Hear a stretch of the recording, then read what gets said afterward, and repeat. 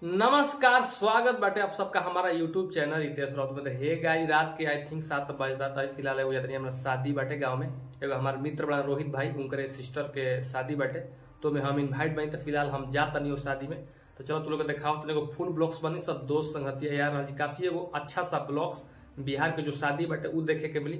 तो let's go, चला जाए शादी में।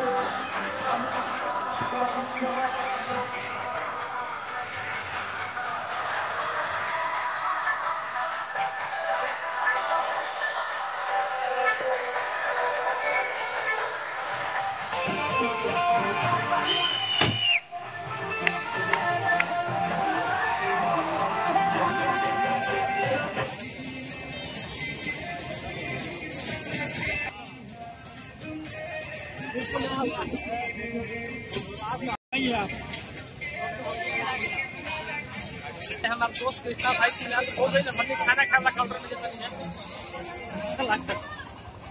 दूल्हा साहब के गाड़ी देख सकता जा। कौन गाड़ी है वो? खाए वाला काउंटर भीड़ भाड़ थोड़ा कम बाटे, कुछ समय पहले तो कुछ ज्यादा काफी ज्यादा था। उधर काफी ज्यादा क्राउड बाटे, उधर आइसक्रीम बाटे शायद। वॉलंटियर देख सकता आइटम जो खाना के है वितरण कर रहा बना जाए। तो फिलहाल सब मोहल्ले का होना जाए। फिलहाल हमारे पुतुल मित्र एगो दे मित्र भागत हमारा यार का पुतुल कैसन टेस्ट बाटे? बढ़िया बा, बहुत समय के बाद भेंट होता। अब कुछ पब्लिक की भीड़ कम हो गई तो हम कृष्णा भाई सोचता जगह भमनी सबके खा लिया जाए, कहे से कि रात के 10 बज गए। तो चला जाए। चलो ईरल पतल सलाद तो शॉर्टे बैठे, सब बिन के खा गया है सब। असली मलवा तो खा गया है सब। फिलहाल ईरल पतल, फिलहाल कृष्णा भाई यही में से छाड़ के लेते जो बढ़िया बटे। हमरा का उधर थोड़ा सा आदि क्या कहला प्याज हाउ ग्रीन वाला क्या बोल दो, खीरा होता था। फिलहाल लास्ट में ही ना होता है गाइस। दे बाबू को पापड़ दे दे। फिलहाल पापड़ हाँ ई ना चाहिए, ना चाहिए दही बारह ना चाहिए हमरा, ई ना चाहिए ना, ये लिट्टी ना चाहिए। ई रोशन हड़े बहुत मस्त आदमी। ई नाम बाबू तोर भुलाए तनी ई सब हमारे सब्सक्राइबर हड़े। कहाँ रही एगो दे दे दे दे दे दे ये बुनिया। हाँ मैंने ज्यादा दे दिला, थोड़ा कम देवे के चाहत रहे दोस्त। इधर मटर पनीर बस हल्का हल्का। हाँ कृष्णा भाई के एकदम बढ़िया से देवे को की भरपूर है।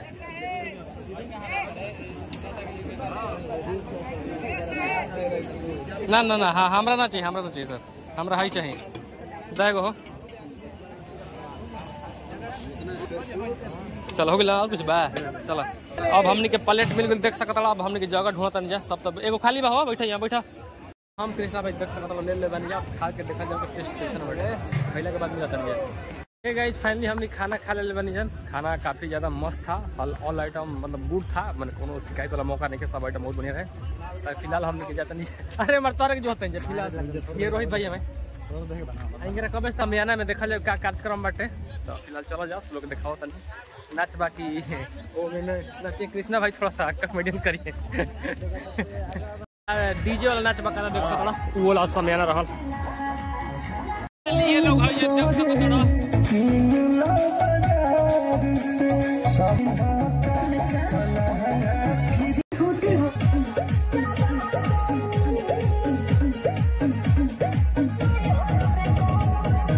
हमने के नाच देख लेने आप जाता नहीं अपना घर की तरफ। तो कृष्णा भाई से पूछा कैसा लगा डीजे वाला सच पूछा ना जो डुगी ना गड़ा वो थोड़ा अच्छा लगेला। ये वाला थोड़ा कान मतलब उतना अच्छा ना लगेला लेकिन फिर भी क्या करबा समाज के मांग भाई है सोसाइटी के मांग बाटे। तो फिलहाल हमने के जाता नहीं घर की तरफ। हे गाइस फाइनली हम शादी में से अपना घर आ चुकल बानी। तो काफी ज्यादा शादी में अच्छा लगल कि तू लोग के भी अच्छा सा कंटेंट को देखे के मिली और कोशिश करब कि धीरे धीरे हम अपना ब्लॉगिंग में इंप्रूव करी एक अच्छा सा कंटेंट तू लोग के देखे के मिली हमारा यूट्यूब चैनल रितेश राउत। तो हे गाइस फाइनली हम ब्लॉग को एंड करतनी। आशा करता हूँ कि वीडियो हमारा अच्छा लागत होगी। तो अच्छा लागत होगी तो लाइक शेयर सब्सक्राइब कर दीजिएगा। वो में कोनो जोर जबरदस्ती नहीं है अच्छा लागत होगी तब। तो जल्द से नेक्स्ट वीडियो मिल लीजिए तब तक खुश रहिए मस्त रहिए। आप सभी को हमारी तरफ से राधे राधे।